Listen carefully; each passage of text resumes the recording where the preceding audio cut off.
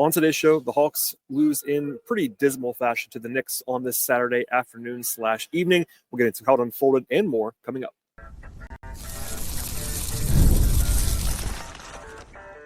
You are Locked On Hawks, your daily Atlanta Hawks podcast.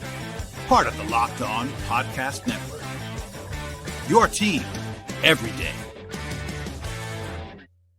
Hello, friends. Welcome to episode 1945 of the Locked On Hawks podcast.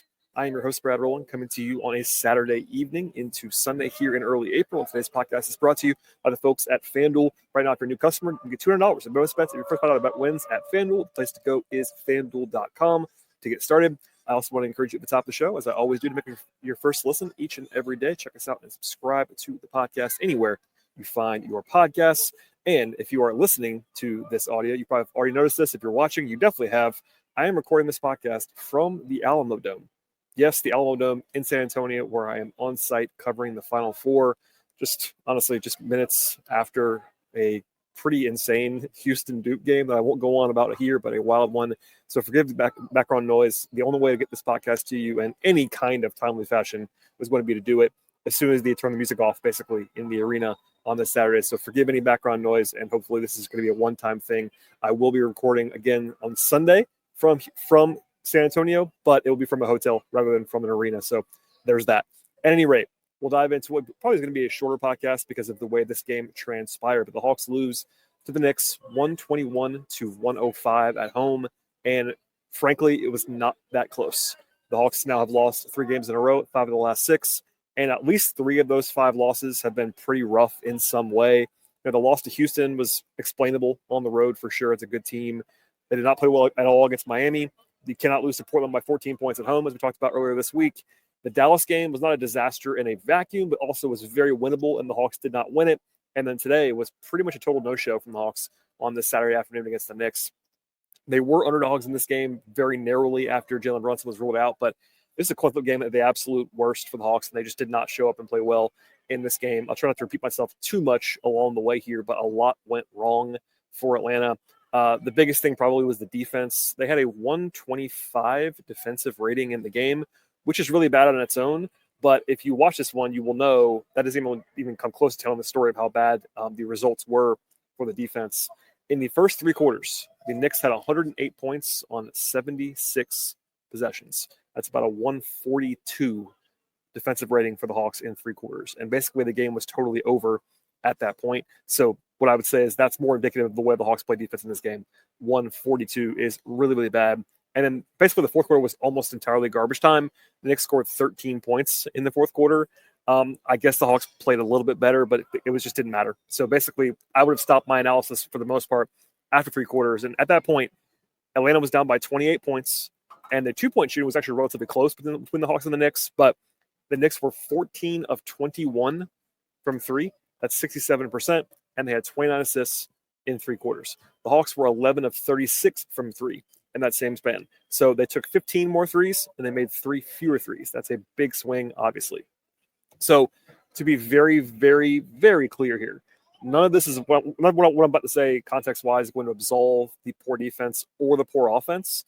And the Hawks were poor on offense and defense in this game. One more time. The Hawks were very poor on offense and defense in this game. People hate what I'm about to say, but I'm going to say it anyway because it's not going to change the way that I think about basketball. There is no volume of bad defense that explains 11 of 16 from 3, which is what the Knicks were in the first half, or 14 of 21 from 3 in the first 3 quarters. I've watched them all, both in real time, and then I watched them all again afterwards. There were some wide open ones for sure, but there were also some contested shots that went in. It was also even more brutal that the Hawks couldn't make shots on the floor. The Hawks were 7 of 26 from 3 in the first half. And again, 11 of 36 after 3 quarters. So basically, they're down by 25 points at halftime, by 28 points at the end of the third quarter. It probably should have been like 15, 13, something like that, if you normalize the shooting. Now, that's still not good. That's still a bad performance, which is what I wanted to lead with. The Hawks did not play well in this game, period. But they also were unlucky. And both can be true at the same time, no matter what people are going to yell at me about this. I'm not saying that. The Hawks played like crap in this game. They really did. I'm not excusing any of it. I thought they were a little bit unlucky if you watch the game back, and even in real time, especially if you watch the shot quality. the variance went against them, and they also got outplayed. And both of those things happened to where the Hawks should have lost this game by 30 points. And they were able to come back in the fourth quarter in, again, kind of meaningless fashion. Other than that, they were okay in certain areas. Defensive glass, they were pretty decent. They had 11 steals, 7 blocks. It wasn't all dire defensively, but it was pretty rough, and they allowed too many open looks, too many good looks around the rim as well for the Knicks in this game. Offensively, it was similarly poor, I would say. They had a 107 offensive rating in the game, and it got better in the fourth quarter when it did not matter. And entering the fourth quarter, it was sub 100, and the Knicks are not some great defensive team. I know they have a defensive coach, but they're playing Towns at center. Like, this is not a great defensive team at all, and the Hawks just were not good offensively. And again, part of that was the shooting and a little bit of bad luck there, but the offense was brutal. And some of that, again, was the shooting, but a lot of it was the ball security. In the first half, the Hawks turned the ball over on more than 21% of their possessions. That's a terrible number. It improved as the game went along. They only 15 turnovers in this game, which isn't like totally dire, but in the first half, when they were digging that massive hole, they couldn't take care of the ball.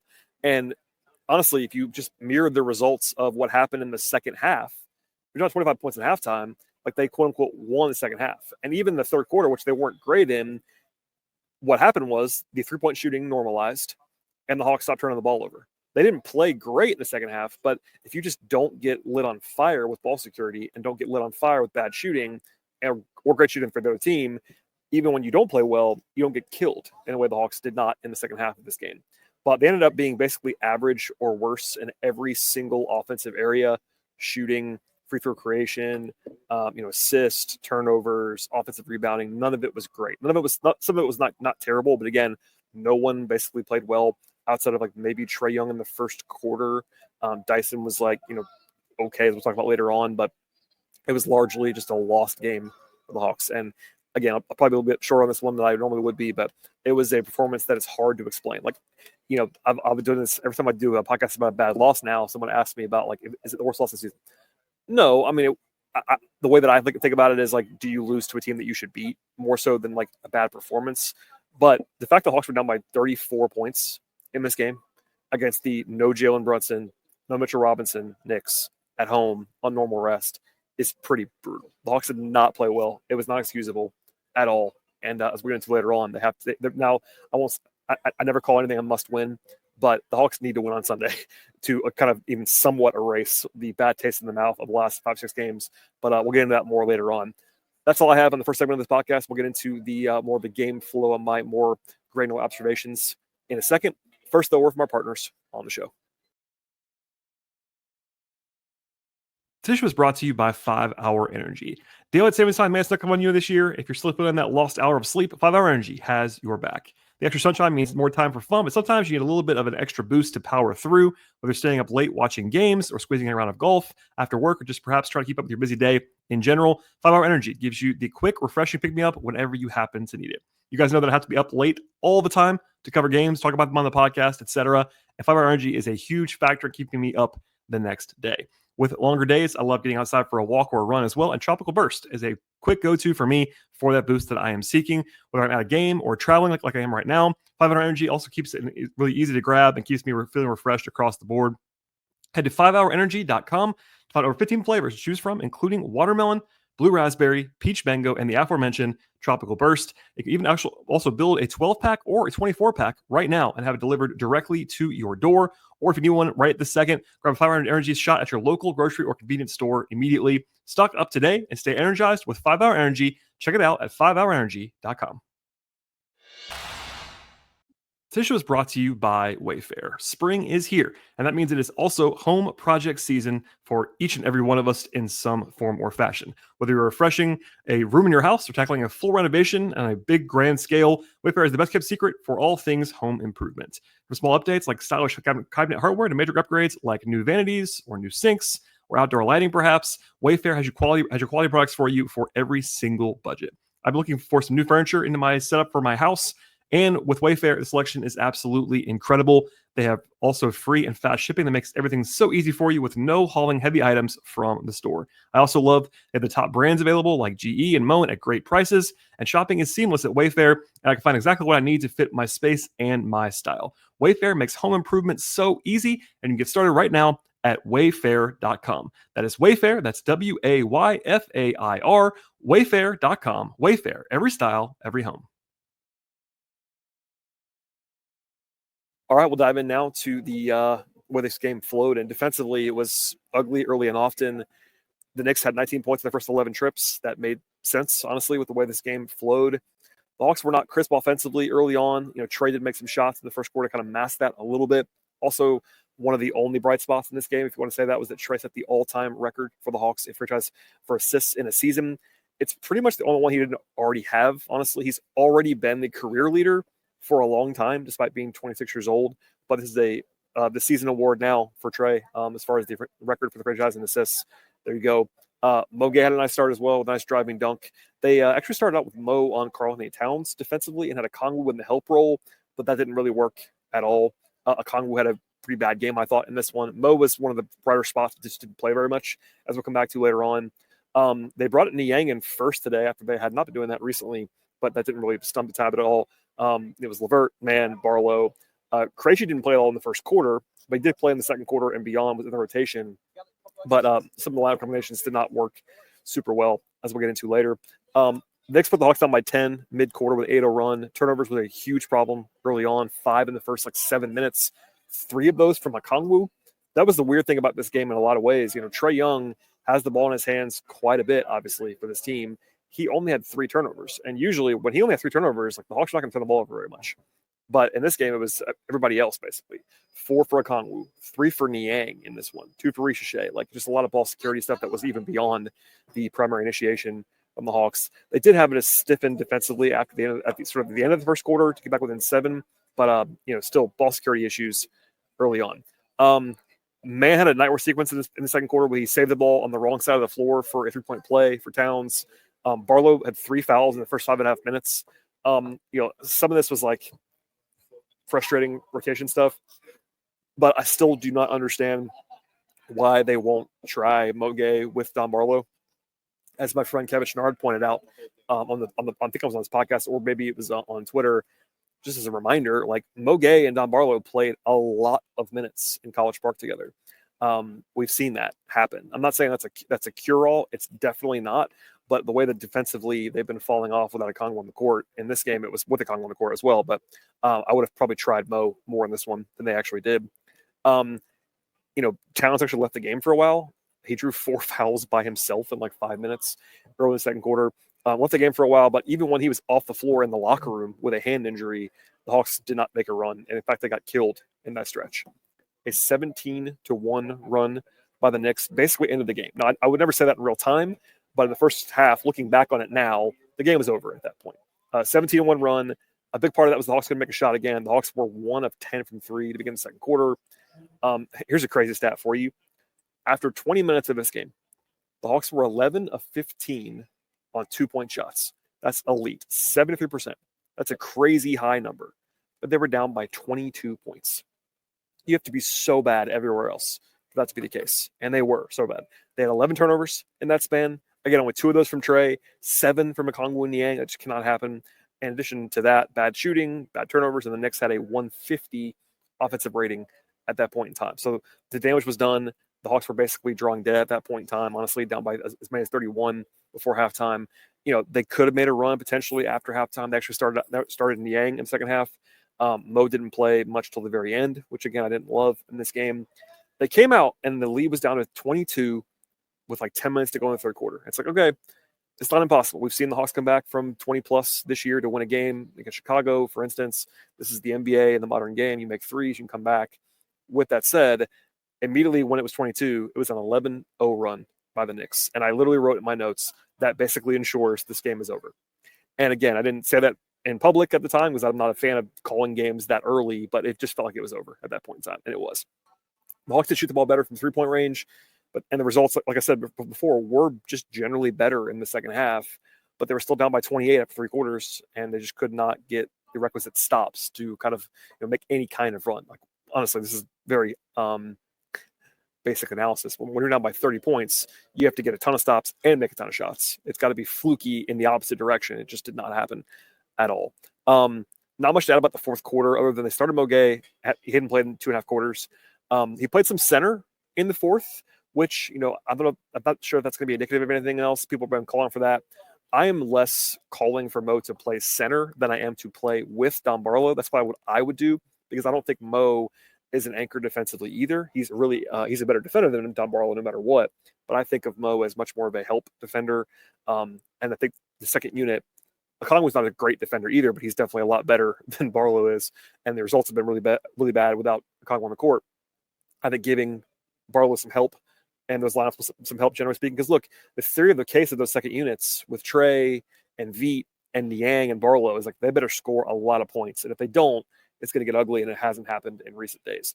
Other than that, I thought Trey played way too long. That's a thing that Quinn and I disagreed about for years now, literally, is that I think Quinn just tends to, whether it's holding out hope or being stubborn or whatever, like the Hawks, this game was over with pretty much the entire fourth quarter. I literally tweeted going into the fourth quarter, I'd pull everybody right now. And I wasn't expecting him to do that, but Trey played like the first 6 minutes of the fourth quarter, like way too much in the fourth quarter.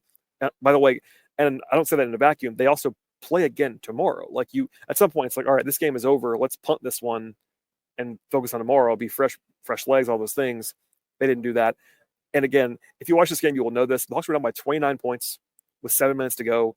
And the comeback, quote unquote, was entirely fake. They got it to 16, but the Knicks just weren't trying in the fourth quarter. And the Hawks were playing hard with the backups. Like, some of the plus minuses look funny for guys like Dom and Krejci and Keaton Wallace, because they played only when the game was kind of out of touch. At least Wallace and Plowden did.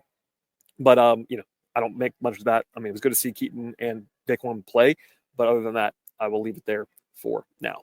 All right, more to come on this one, including some playoff race check-ins and my player-by-player analysis in just 1 moment. This show is sponsored by Open Phone. Running a small business means you're wearing a lot of different hats all the time. And your personal phone becomes your business phone. And before you know it, you're juggling customer calls all day and all night. As your team grows, it becomes impossible to manage everything with just your personal phone number, and that is where Open Phone comes in. It is the #1 business phone system designed to keep your work life and your personal life separate. And for $15 a month, you can get complete transparency and visibility into everything happening with your business phone number. OpenPhone also works through an app on your phone or your computer, and it integrates with tools like HubSpot and hundreds of others that are available to you right now. It also uses AI-powered call transcripts and summaries, so you actually have a rundown of your calls and your action items the second that you hang up on those calls. And if you miss a call, that's no problem either. Automated messages are sent directly to your customer, ensuring that you never miss an opportunity to engage with them. And right now, OpenPhone is offering 20% off your first 6 months when you go to openphone.com/lockedonnba. That is OPENPHONE, openphone.com/lockedonnba for 20% off your first 6 months. Openphone.com/lockedonnba. And if you have existing numbers with another service, OpenPhone will also port them over with no additional charge. That's openphone.com/lockedonnba. All right, let us dive back in now with a look at the playoff race. There was a little bit of help for the Hawks today, but first things first, the Hawks lose this one, and they're now a game and a half behind Orlando with 5 games left for Atlanta and 4 for Orlando. I talked about this a lot, actually, on the most recent podcast that I did. If you missed it, I talked to Matt George of Locked on Kings about playoff stuff on Thursday evening into Friday. And on that show, I just kind of flagged this. The Hawks play the Magic 2 more times. For Atlanta to feel good about winning the Southeast at this point in time, they probably have to go at least 4-1, and preferably 4-1 with a sweep over Orlando. But we'll see. 5 games left. We'll get into that more often later on, probably even tomorrow. But the Hawks, are a game and a half back, and they do have those two games against Orlando.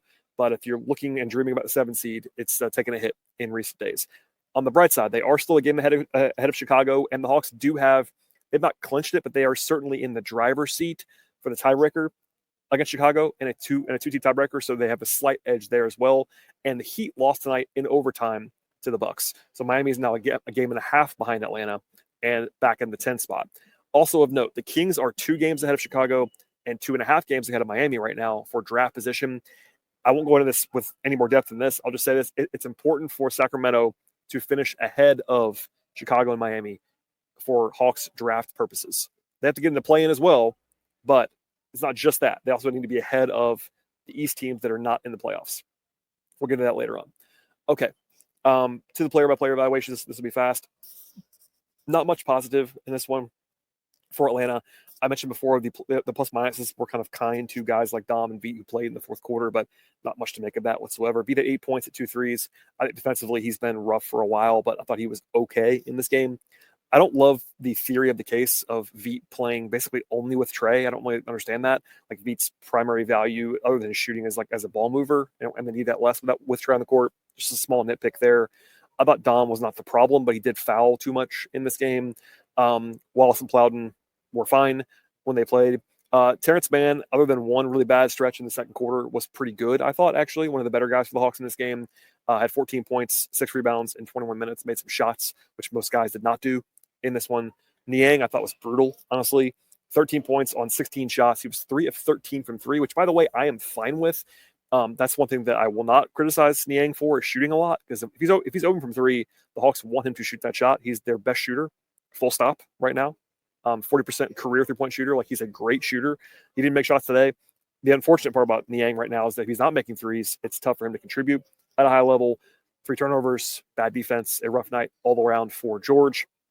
Karis LeVert, 14 points on 11 shots, was fine. 3 assists, 4 rebounds, had 3 steals.